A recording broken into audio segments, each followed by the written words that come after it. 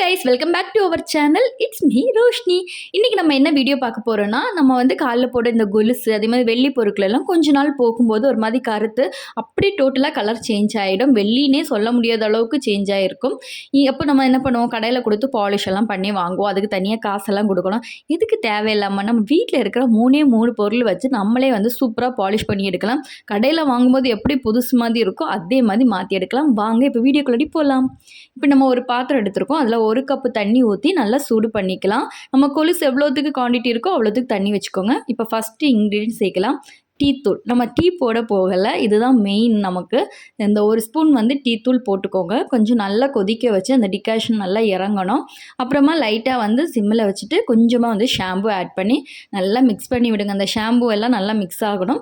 அப்புறமா வந்து baking soda போட்டால் தான் நல்லா அழுக்கு போடும்போது நல்லா நுர வரும். அதனால் அடுப்பை வந்து கம்மி பண்ணி வச்சுக்கோங்க.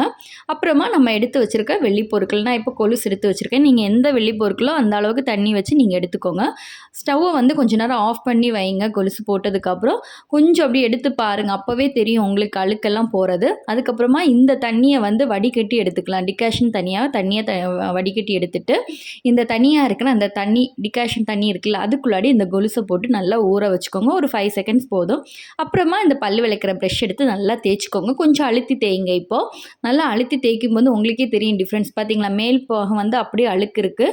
இப்போ பாருங்கள், இதில் நல்லா அழுக்கு இருக்குது. ஆனால் கீழ்பாகம் வந்து நல்லா நீட்டாக வந்து மாறிடுச்சு. பார்த்தீங்களா, இப்போ எப்படி இருக்குன்னு பாருங்கள். கொலுசு எல்லா கொலுசுமே அதே மாதிரி நம்ம தேய்ச்சி கொஞ்சம் வாஷ் பண்ணி எடுத்திருக்கோம். இப்போ உங்களுக்கே வந்து அந்த டிஃப்ரென்ஸ் தெரியும். இது வந்து ஃபஸ்ட்டு இருந்த கொலுசு, இது வந்து இப்போ நம்ம தேய்ச்சி எடுத்திருக்கோம். இதோட நிற்கலாம், இன்னும் ஒரு ப்ராசஸ் இருக்குது. வாங்க அது என்னென்னு பார்க்கலாம். இப்போ நம்ம வந்து ஷாம்பு அதில் கொஞ்சமாக, அதாவது லைட்டாக ஆட் பண்ணால் போதும். ரொம்ப ஷாம்பு ஆட் பண்ண வேண்டாம். லைட்டாக வந்து தண்ணியும் அதை தொட்டு வந்து தேய்க்கிறதுக்கு அளவுக்குள்ள ஒரு தண்ணி வந்து வச்சுக்கோங்க. அப்புறமா ப்ரெஷ் எடுத்து நல்லா தேய்ச்சிக்கோங்க. தேய்க்கும் போது உங்களுக்கே தெரியும் இந்த டிஃப்ரென்ஸ் முன்னாடி இருந்ததுக்கும் இப்போ எப்படி இருக்குன்னு.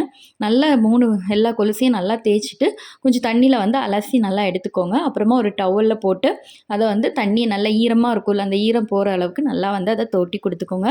அப்போ பாருங்கள், முன்னாடி இருந்த கொலுசுக்கும் இப்போ இருக்கிற கொலுசுக்கும் எப்படி டிஃப்ரென்ஸாக இருக்குன்னு. அவ்வளோத்துக்கு பாலிஷ் பண்ண மாதிரி ஆகும். நம்ம நார்மலாக பேக்கிங் சோடா எல்லாம் போட்டால் ஒரு 2-3 நாளே திரும்பவும் கலர் வந்து சேஞ்ச் ஆக ஆரம்பிக்கும் ஒரு வாரத்தில்.